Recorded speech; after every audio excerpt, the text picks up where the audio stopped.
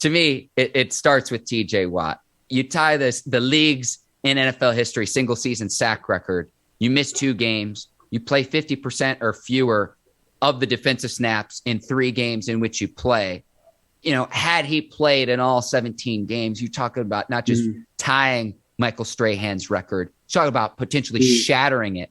And oh, by the way, it's not just the sacks. He's not just a pass rusher. Leading the league in tackles for a loss, both in 2020 and 2021, an all-around player, a matchup nightmare, and an absolute nightmare for opposing right tackles. TJ Watt's who I had at number 1. I had Myles Garrett behind him, but just given what we've seen from TJ Watt the last 2 seasons, you'd be an idiot to choose otherwise. No, you'll be a fool not to choose TJ Watt, as one of the best defensive linemen in the league, let alone defensive league MVP. So I'm going to go with the Pittsburgh Steelers. I had the Pittsburgh Steelers defensive line. Even though the Pittsburgh Steelers defensive line struggled when it came down to the rushing, when you want to talk about just leading the league in sacks and getting big plays when needed to help the offense, nobody did it better in the AFC North than the Pittsburgh Steelers. And that was the leading captain right there, TJ Watt, who you just named. Okay, and so Myles Garrett I had ranked at 2, but let's go to Cameron Heyward. Okay. 33 years old now, but he's somehow gotten better every single season. And I can't help but wonder where it's like, how much longer can we say that? But he's been so good. And it's like he's the Tom Brady of defensive linemen. Like he's not as we're never talking about Tom Brady and him rushing for 300 yards a season or his athleticism. Tom Brady is a technician. He's very good. His feet game is sweet in the pocket. The same thing with Cam. Cam is a technician, and the fact that you said he's 33 years old says a lot because he's been playing at a high level for a long time as well. He's not going to wire you on athleticism. He's going to wire you on his technique, his IQ, and his hustle. And that hustle on full display, Ike.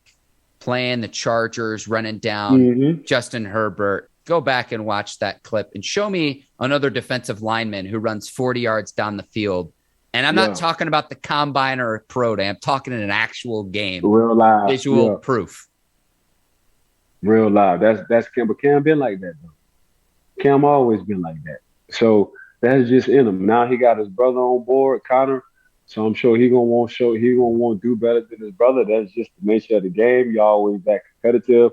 I can only imagine what his mom and his dad was going through in the house with them kids. So he's always been that competitive. So that's just gonna spark another fire under him as well. So I can see Cam playing till he's 36 years old if he wants to.